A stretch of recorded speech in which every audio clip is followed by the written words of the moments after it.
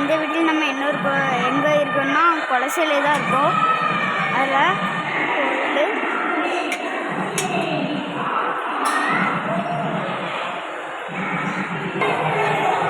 நம்ம கொலசையில் தான் இருக்கோம். அதான் அந்த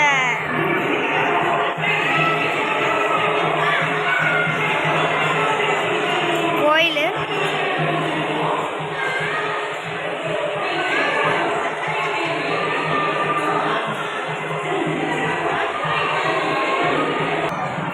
அதான் இன்றைக்கி இங்கே வந்துருக்கோம். ஏன்னா அன்னைக்கு இவ்வளோ நாள் வரல, அதான் இன்றைக்கி வந்துருந்தோம். சுற்றி இன்றைக்கி காமிக்க போகிறோம், வாங்க பார்ப்போம்.